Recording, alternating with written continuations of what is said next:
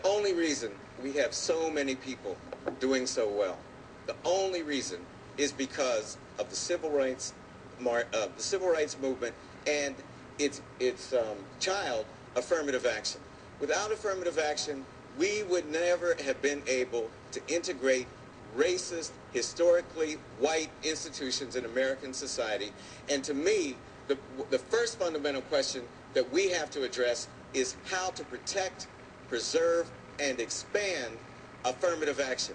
When I went to college, instead of going to Howard like 3 generations of my family, which is certainly a great thing, I was able to go to Yale University because they were trying to diversify themselves. They wanted a class that looked more like America.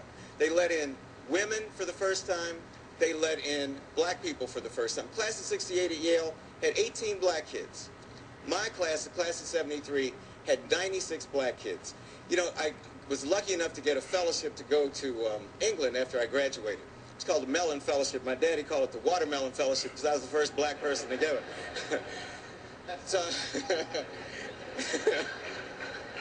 that's true. And Cornell knows my father. He knows I ain't lying.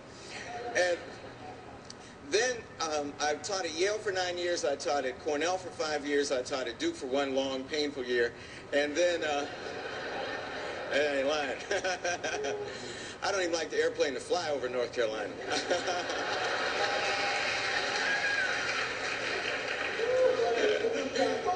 Oh, that's true. I'm sorry. And they got good barbecue, too, so maybe it's okay. And now I've been, thank God, at Harvard for 5 years. Now, each of those things was enabled, each was made possible by the existence of affirmative action. It didn't mean I wasn't qualified. It meant that because of racism, I never would have been allowed to compete on a more or less level terrain with white boys and white girls. And for me, for someone who has benefited so much from the opportunities of affirmative action, to stand at the gate and try to keep other black people out would be to be as hypocritical as Clarence Thomas.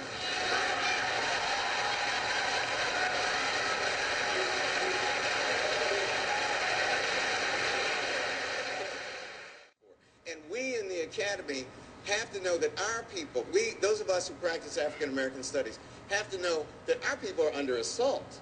Newt Gingrich and company, that contract for America is serious. You know what those guys have said? All right, somehow, while we were asleep, all you white women and all you black people got into the middle class. We're not sure how it happened, but but the first thing we're going to do is we're going to shake the tree, and any of y'all who can't hold on, y'all going back.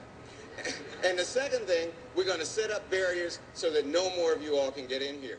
That is very, Wilson did it. And what we're trying to do is end your mama and your daddy criticism, which is what African Americans, quite frankly, have mastered in for 250 years.